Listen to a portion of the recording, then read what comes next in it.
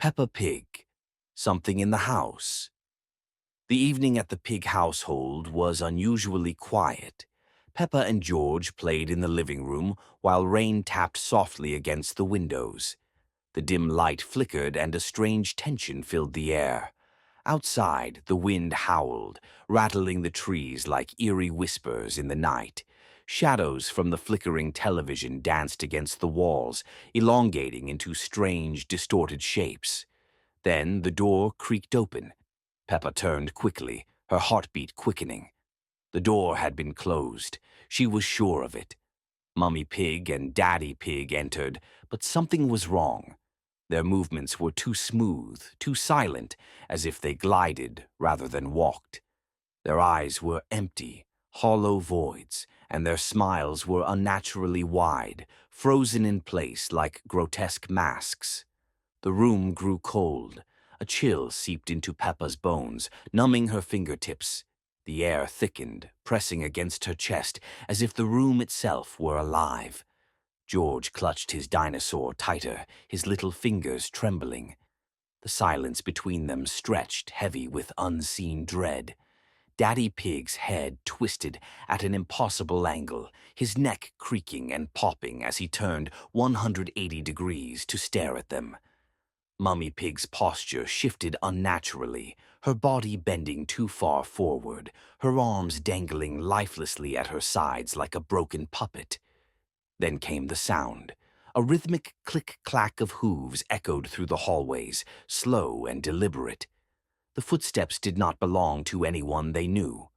Peppa grabbed George's hand, her grip firm, and without hesitation they bolted upstairs. Their feet pounded against the wooden steps, the house groaning beneath them. Peppa reached their bedroom, yanked George inside, and slammed the door shut, twisting the lock with shaking fingers. Silence. The handle began to turn, softly at first, then with more force. Peppa pressed her back against the door, willing it to hold. Then a slow, deliberate scratching at the wood. It was faint, methodical, like nails dragging just beneath the surface. A breathy whisper followed, an exhale too close, too deliberate. The shadows in the room began to shift, stretching along the walls in odd, angular shapes, pulsing as though the walls themselves were alive. The air grew colder still, wrapping around them like unseen fingers. Peppa felt her heart hammer against her ribs, her breath shallow and rapid. The house no longer felt like home. It had become something else, something dark, something watching, something waiting. And in the suffocating silence, Peppa knew they were not alone. Peppa Pig, the mirror shadow. The evening was gray and gloomy. Outside, a strong wind howled, making the trees bend and rustle their leaves. There was no rain, but the air felt heavy, as if it could start pouring at any moment. Inside the house, everything was quiet. Peppa sat at the table in the living room, carefully drawing with colored pencils. George was nearby, busy building a tall tower out of blocks. Everything seemed normal. When Mummy Pig called them for dinner, Peppa stood up but accidentally knocked over a pencil. It rolled off the table and disappeared underneath it.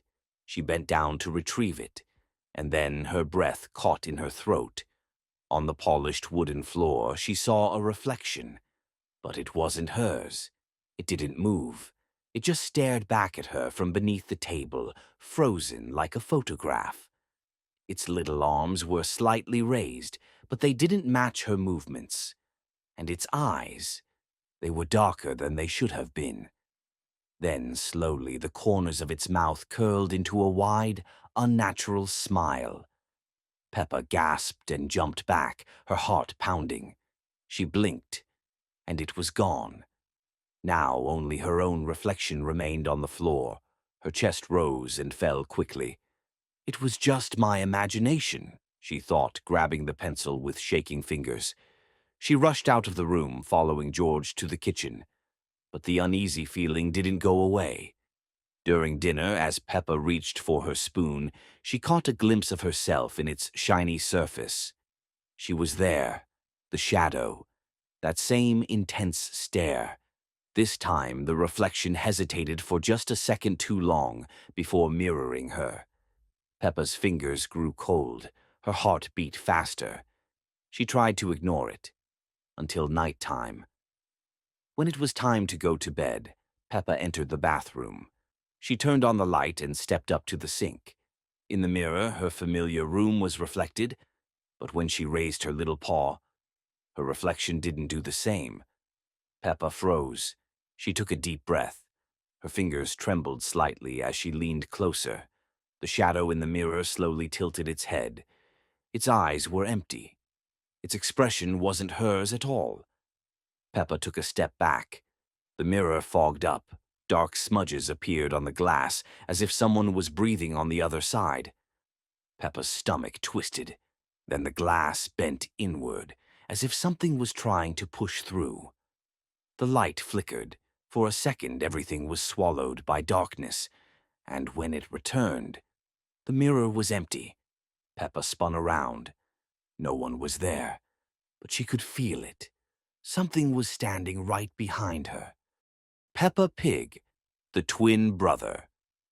One evening, Peppa Pig's family was expecting a guest. Daddy Pig's twin brother, Gilbert, was coming to visit for the first time in many years. Daddy Pig often talked about how inseparable they were as children, but Gilbert had moved far away, and they had barely seen each other since. That evening, the doorbell rang. Standing on the doorstep was Gilbert. He looked exactly like Daddy Pig, but something about him was off. His smile was too forced, and his eyes seemed empty. During dinner, he barely spoke, silently observing everyone. His movements were unnatural, as if he was learning how to use utensils for the first time. George hid behind his chair the whole time, and Peppa felt uneasy, though she couldn't explain why. That night, Peppa woke up to a strange creaking sound. In the hallway, in front of the mirror, stood Gilbert. He wasn't just looking at his reflection. His reflection was moving with a slight delay, as if struggling to mimic his movements. At one point, he suddenly turned towards Peppa. In the morning, Mummy Pig seemed worried. Daddy Pig was gone. Gilbert was still in the house, acting as if he had always been there. His voice was muffled at first, but as the hours passed, it started to sound more and more like Daddy Pig's. Throughout the day, he imitated Daddy Pig's habits. He sat with a newspaper, tried to joke, but his laughter was hollow. As evening fell, a muffled voice was heard outside. It sounded like Daddy Pig. He was calling for help. Peppa rushed to the door, but Gilbert was already there. He looked at her and slowly smiled. At that moment it became clear. Daddy Pig wasn't coming back. Gilbert had already taken his place. This episode of the animated series, Peppa Pig, has never been shown on TV. Peppa Pig. Mom is no longer the same. The day was gray and rainy. The clouds hung low over the Pig family's house. The wind shook the trees, and raindrops drummed against the windows. Daddy Pig had gone out on business, and Mummy Pig went shopping, leaving Peppa and George at home. They played in the living room, building towers out of blocks, but something felt off. The house seemed quieter than usual, as if the walls were holding their breath, waiting for something. Time dragged on. It was getting dark outside, but Mummy Pig still hadn't returned. Then the lock clicked. The children jumped. The door slowly creaked open. Mummy Pig stepped inside, but something was wrong. Her movements were slow, uneven, as if her body had forgotten how to move. Her wet clothes clung to her skin, but she didn't shake off the rain, didn't take off her boots, didn't say a word. She just stood there, unblinking, staring at the children. The living room grew cold. The air thickened with a strange heaviness, like the moment before a storm. Peppa squeezed George's hand. Mummy Pig's eyes weren't the same. The whites had turned too pale, almost gray, and her pupils had dilated so much that her eyes looked like two black voids. But the most terrifying thing was her mouth. It hung slightly open. Her lips twitched as if she was trying to say something but couldn't. Peppa waited for Mummy to speak, but she just stood there. Then, she stepped forward. The floorboards didn't creak. It was as if her feet weren't touching the ground at all. The lights in the room flickered as though the air had thickened, turning heavier. Mummy Pig moved again. But now her movements became unnatural, fluid, like a puppet suspended on strings. Her head tilted slowly, and in the dim light, Peppa noticed something strange. Something was moving beneath her skin. Dark shapes slithered under the surface of her face, as if hundreds of tiny creatures were living inside. Peppa shivered, but the worst came in the next moment. Mummy Pig lunged forward, suddenly like a broken doll. Her whole body jerked forward, and her mouth stretched open wider than should be possible. Peppa heard a sound for the first time. Not a voice, not a whisper, but a chorus of hundreds of voices speaking at once. The house shuddered. The curtains twisted with writhing shadows. The walls cracked, and from the gaps in the floorboards, a black liquid seeped out. Mummy Pig rose above the ground. Her arms elongated, her fingers became too thin, and from her mouth something slipped out, black, writhing, alive. The shadows in the room folded into a single mass and swarmed forward. Peppa screamed, but there was no sound. All she could hear were footsteps coming closer, the footsteps of something that was no longer Mummy Pig. Peppa Pig. The parents have changed. One evening, Peppa's family gathered for dinner. Everything seemed normal. Daddy Pig told funny stories, and Mummy Pig served their favorite meals. But something felt off. Peppa noticed her parents were unusually quiet as they ate, their gazes strangely empty. "Mummy, are you okay?" Peppa asked. "Of course, dear," Mummy Pig replied, but her voice was soft and lifeless. Daddy Pig smiled, but his smile was too wide, almost like it was painted on. That night, Peppa woke up to a strange sound. Footsteps echoed down the hallway, as if someone was pacing back and forth. She woke George, and together they crept out of their room. Downstairs, in the dark living room, they saw their parents standing motionless. Mummy and Daddy Pig stared at a single point, as though they were waiting for something. "Mummy! Daddy!"